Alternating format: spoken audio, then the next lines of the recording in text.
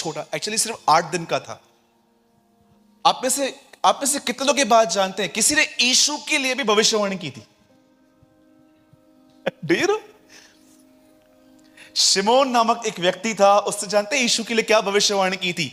इस बालक की वजह से बहुतों के गुप्त विचार प्रकट हो जाएंगे। Because of this boy the thoughts will many will exposed. बहुत सारे कई बार परमेश्वर आपके लाइफ में कुछ ऐसा होने देता है ताकि आपको आप पे प्रकट करे कि आप कौन हो। Trust me. तो मेरे भाइयों, मेरी बहनों, मैं आपको सिर्फ इस सेकंड सेशन में थोड़ा काउंसलिंग देना चाह रहा हूं कि परमेश्वर के साथ जो है अधिक से अधिक बात करो। आपने बोला नहीं, अगर तुझे रोम में रहना है तो तुझे सीजर को एक्सेप्ट करना पड़ेगा, लाइफ में केसर को लेना पड़ेगा। आप जानते हो ना, केसर उनका सबसे बड़ा राजा होता है। उन दिनों में सिक्कों पे भी केसर होता था, जो यीशु ने कहा जो केसर का है वो केसर को दो, जो प्रभु का है जो प्रभु को दे दो।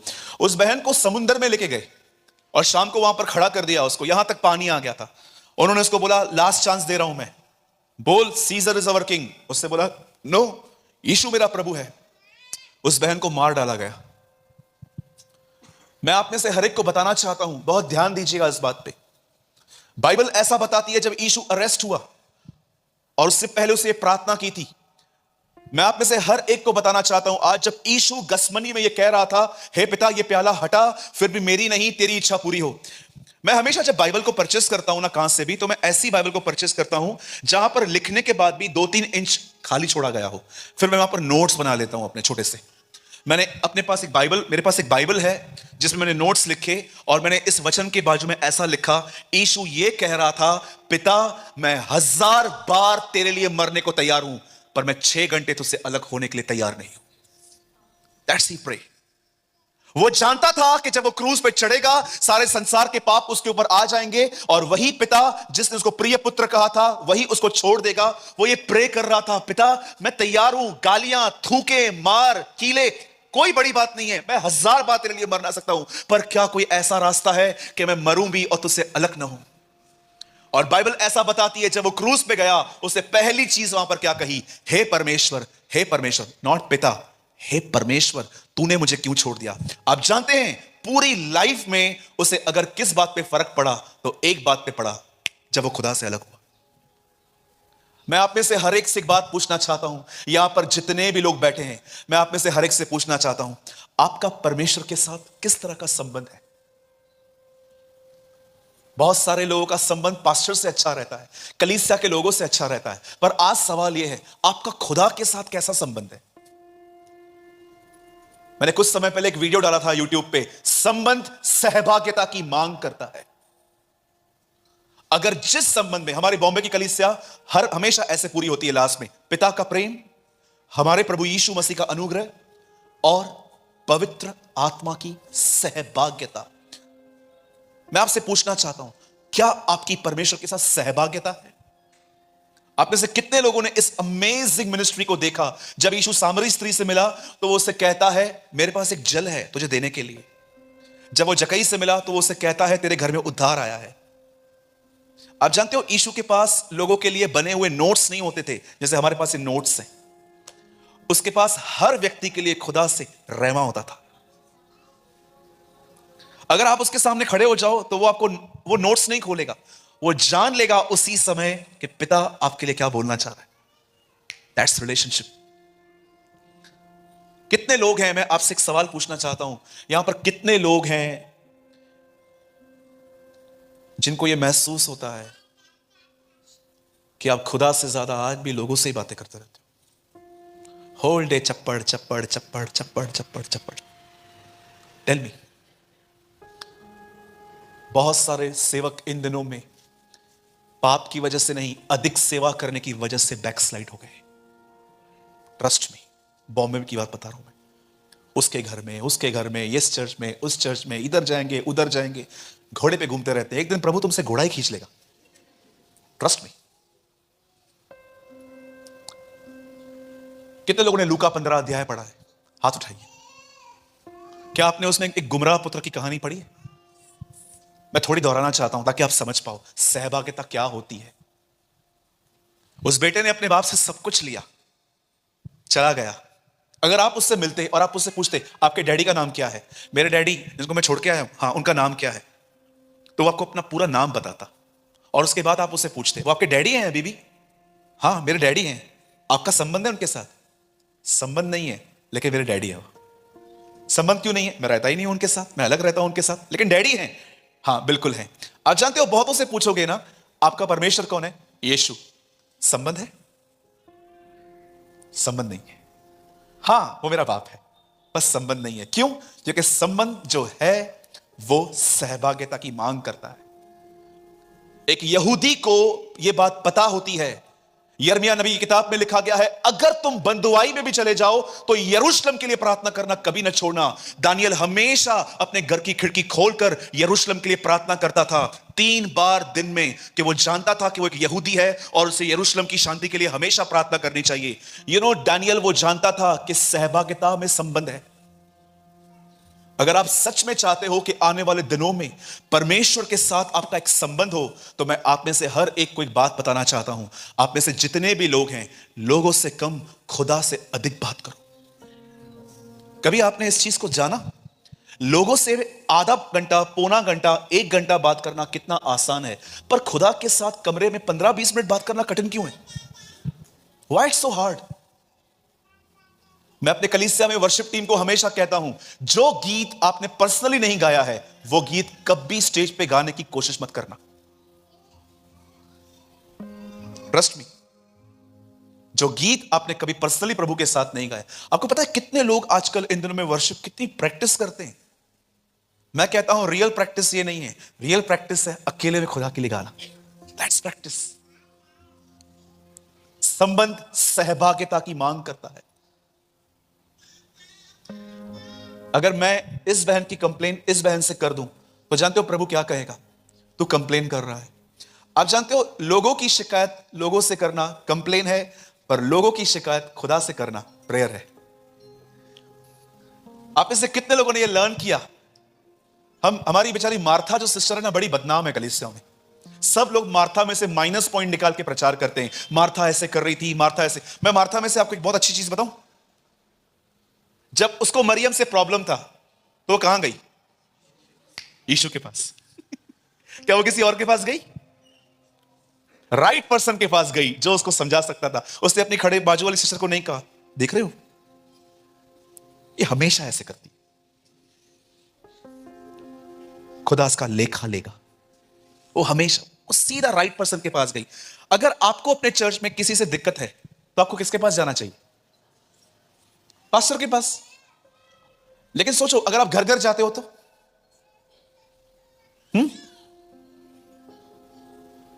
एक दिन मैंने अपनी कलीसिया में अपनी बहनों को जानते कैसे परखा? एक नई बहन को मैंने आगे बुलाया और मैंने कहा आप सब प्रे करो। और जब वो प्रे करने लग गई, सब पुरानी पुरानी बहनें,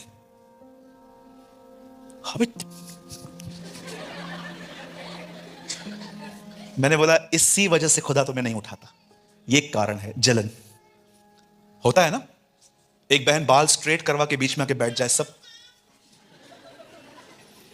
देखो किसी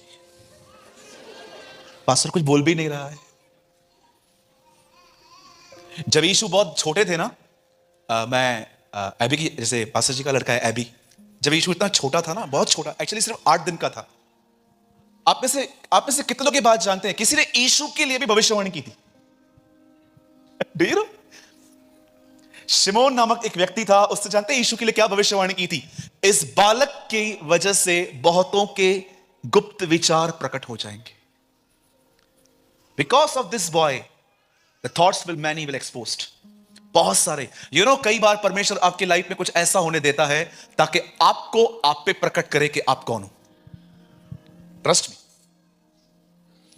तो मेरे भाइयों, मेरी बहनों, मैं आपको सिर्फ इस सेकंड सेशन में थोड़ा काउंसलिंग देना चाह रहा हूं कि परमेश्वर के साथ जो है अधिक से अधिक बात करो, आप सामर्थी हो जाओगे। ट्रस्ट मी, आप इतने मजबूत हो जाओगे, इतने ताकतवर हो जाओगे। मैं आपको सच कहता हूं, आपके पहुंचने से पहले लोग चंगे हो जाएंगे।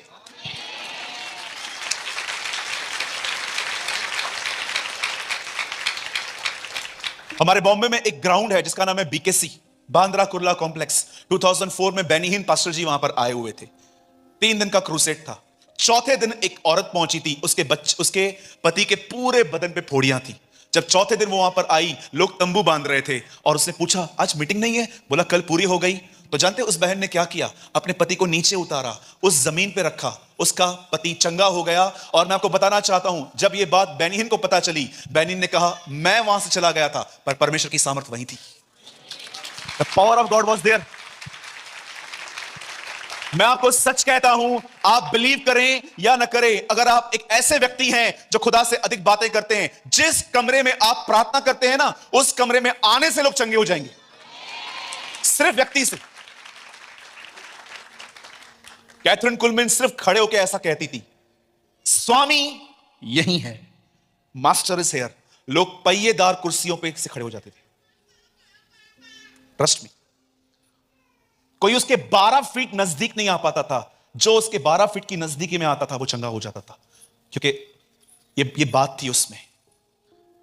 वो हमेशा एक बात कहती थी, ध्यान से सुनिएगा, चाबी है इसमें। वो हमेशा कहती थी, इससे पहले कि मैं यीशु के लिए कुछ बताऊं, मैं 1000 बार मरती हूं। Trust me, I died 1000 times before I preach Jesus. एक चीज में मरने के लिए कहूं, मरेंगे?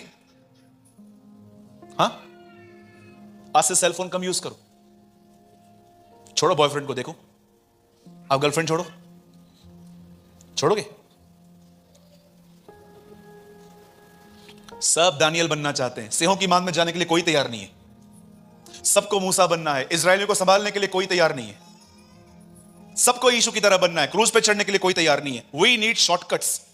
कभी कभी आपने देखा होगा, किसी जिम के बाहर लोग ऐसे पुतला लगाते हैं। ऐसा आपने देखा है कभी जिम के बाहर कि आ जाओ यहां पर और हम आपको बना देंगे? ये ऑटोमेटिकली नहीं होता।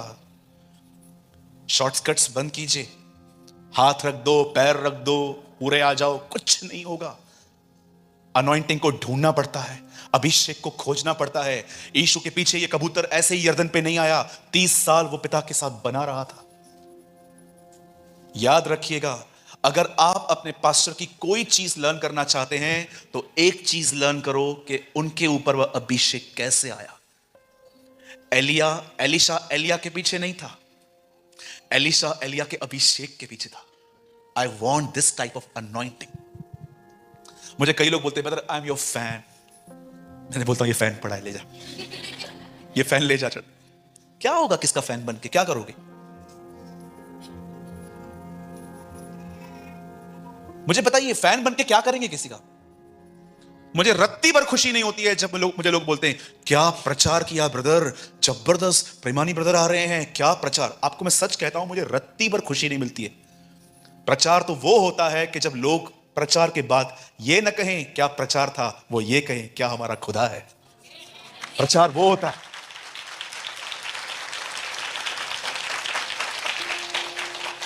मैं आपको सच कहता हूं, इन दिनों में एक नया वर्ड आया है, आई एम योर फैन।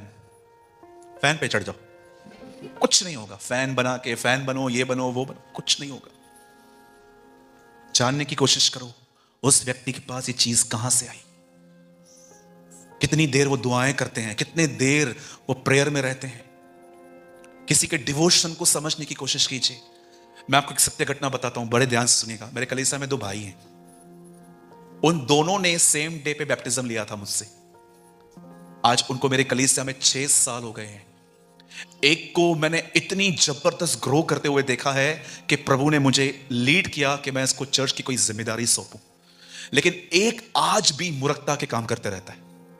जब मैं प्रभु से कभी कभी पूछता हूं, प्रभु इन लोगों ने सेम डे पर बैप्टिज्म लिया, सेम डे पर क्रिश्चियन जर्नी स्टार्ट की, ये इतना आगे ये इतना पीछे क्यों? तब मुझे खुदा कई बार कहता है, तू जानता है ये आगे क्यों है? क्योंकि इसने मुझे समझने के लिए छोटे छोटे निर्णय लिए। खाना कम कर दिया, नींद 1 घंटा कम कर दी, बोलना उसने कम कर दिया। कभी कभी आपने देखा लोग खाते कैसे, ओ वाह वाह वाह। मैंने देखा है कई बार लोग ऐसा खाते हैं कि महीने भर मिलने वाला ही नहीं है। हाँ, एक चावल का पहाड़ बनाएंगे, ऊपर दाल डालेंगे, और लेकर आ और लेकर आ। मैं लास्ट टाइम जब पंजाब आया था, किसी भाई ने मुझे आलू की रोटी पे इतना मक्खन, मैंने बोला रोटी खाऊं मक्खन खाऊं, इतना मक्खन। देते जा रहे थे, देते जा रहे थे, देते जा रहे थे। तो मेरे साथ एक भाई थे, वो खाते जा रहा था, खाते जा रहा था, खाते जा रहा था। मैंने उसको बोला, बस कर भाई, क्या कर रहा है, शर्म नहीं आ रही दूसरे घर में बैठे? द बाइबल से पेटू के साथ संगति मत करना। मैंने हट जा, यहां से दूर हो। खाते जा रहा था, खाते जा रहा था, खाते जा रहा था, नो डिसिप्लिन। एक बार हमारे बॉम्बे में केस आया दुष्ट आत्मा का, तो एक भाई ने मुझे बोला कि ऐसी ऐसी बात है, आप हमारे पास आओगे? मैंने बोला हाँ, हम आएंगे। तो मैं अपने साथ एक भाई को लेकर गया और वो इतना खाना खा के निकला, आप बिलीव कीजिए, हम दुष्ट आत्मा निकालने गए, दुष्ट आत्मा नहीं निकली, पर उसके मुंह से चावल निकल आए। और मुझे इतना गुस्सा आया, मैंने बोला दोबारा मेरे साथ कभी आना नहीं। ये दुष्ट आत्मा निकल, छोड़, निकल। मैंने बोला तू निकल, गो फ्रॉम दिस, जा यहां से। इतना खाना, कुछ लोग इतना खाते हैं, इतना खाते हैं, इतना खाएंगे बैठ के, ये भी दे दो, वो भी दे दो, वो भी दे दो। बहुत लोग तो इसलिए खाते हैं क्योंकि ज्यादा मंगा लिया है। नहीं, और ज्यादा मंगाया है क्यों? देखा आपने, इन दिनों में खाने पीने की लस्ट है लोगों में। यीशु ने कहा ना, उसके आने से पहले क्या होगा? लोग क्या करेंगे? खाएंगे पिएंगे। उस भाई ने अपने जीवन में छोटे छोटे निर्णय लिए। याद रखिए इस चीज को, हमेशा आप बढ़ना चाहते हैं ना, प्रतिदिन छोटे छोटे निर्णय लीजिए, छोटे छोटे। आप उनको बाहर ले जा सकते हैं? प्लीज, डिस्टर्ब हो रहा है। आप समझ रहे हैं मेरी बातों को? बोलो छोटे छोटे निर्णय। अगर आप प्रभु में बढ़ना चाहते हैं, आपको प्रतिदिन छोटे छोटे निर्णय लेने पड़ेंगे। आज वो भाई बहुत ग्रो कर रहा है, लेकिन उसने अपने लाइफ में, याद रखिए इस चीज को हमेशा, परमेश्वर अनुग्रह आपको नहीं देगा, परमेश्वर अनुग्रह आपके निर्णय को देगा। दानियल ने ठाना वह राजा का भोजन खा के अशुद्ध न होगा, और परमेश्वर ने उसके इस निर्णय पर उसे अनुग्रह दिया। परमेश्वर आपको ग्रेस नहीं देगा, परमेश्वर आपके निर्णय को ग्रेस देगा। आपने ठाना है मैं ये नहीं करूंगा, वो वहां पर आपको अनुग्रह देगा। आपने ठाना है कि मैं कुछ टाइम फास्टिंग करूंगा। आप जानते हो पौलुस की लाइफ कैसे थी? कोई टाइम ऐसा होता था उसके पास खाना खाने के लिए होता था, पर वो फास्टिंग में होता था। पर कभी कभी ऐसा भी होता था उसे भूख लगती थी पर खाना नहीं होता था। इसलिए वो कहता है, जाड़े में, उगाड़े में, भूख प्यास में, हर जगह पे मैंने तृप्त रहना सीखा है। ठीक है, बोलो यीशु मसीह की। लोगों से कम बात कीजिए, खाना भी डिसिप्लिन में खाइए, और हमेशा अपनी आंखें प्योर रखिए। स्पेशली यंग ब्रदर्स, हमेशा अपनी आंखें, हाँ, लड़की को इधर इधर तक देखो, बस इतना काफी है। इधर छोड़ के सब जगह देखते रहते हैं आजकल, और ये लोग अपने आप को मसीह कहते हैं। बेशर्म लोग। शेम ऑन यू अगर कोई ऐसा मसीह है यहां पर जो बहनों को ऊपर से नीचे तक देखता है। मैं तो अभी भी कहता हूं आपको, थोड़ा टाइम बचा है, रिपेंट कर लो। याद रखना, जब इंसान नरक जाएगा ना, तो पहली चीज से पता चल जाती है कि वो वहां पर क्यों है। वो धनवान गया, जानते हो वहां से क्या कहता है? मेरे भाइयों को बेच दे ताकि वो मन फिराएं। वो 1 सेकंड में वापस समझ गया कि एक्चुअली मैं यहां पर पाप की वजह से, इन अ सेकंड। हमेशा अपनी आंखें क्या रखनी है? मैं चाहता हूं हर भाई बोलिए, बोलिए हमेशा अपनी आंखें शुद्ध रखनी है। आप भी कहिए यस, आमीन। बोलो यीशु मसीह की। हमारा परमेश्वर महान है, आमीन। वो हमें जीवन जीना सिखाता है। ही नो कि हमारे लिए क्या भला है, क्या अच्छा है। ठीक है, आइए मैं चाहता हूं अब हम वर्ड में आएंगे। मेरे पास आधा घंटा है और मैं आपको कुछ टीच करना चाहता हूं। ठीक है, मैं चाहता हूं आप में से सब लोग अब मेरे साथ खोलें उत्पत्ति का 32वां अध्याय, जेनेसिस 32।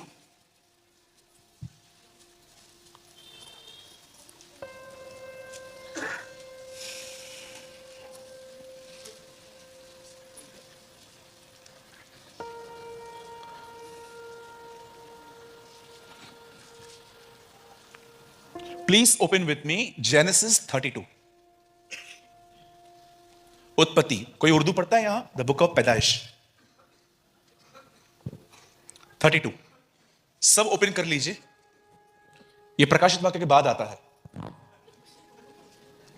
हाँ, वापस चालू करो ना, आएगा ना। अब लोग हंसते नहीं है, दुखी हैं, सब खुश है ना?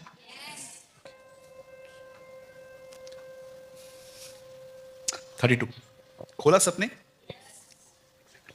7 और 8 पढ़िए कोई। तब याकूब बहुत डर गया। तब याकूब बहुत डर गया। बोलिए बहुत डर गया। और संकट में पड़ा।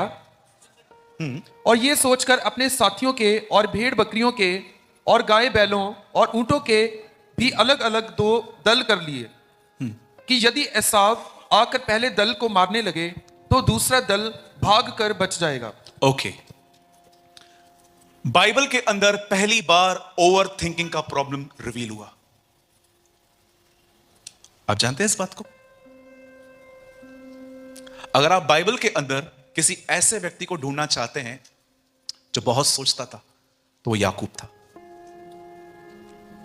चलिए मैं स्टार्ट कर रहा हूं आपको एक्सप्लेन करना, और मैं चाहता हूं कृपया आप आधा घंटा बड़ा ध्यान दीजिए।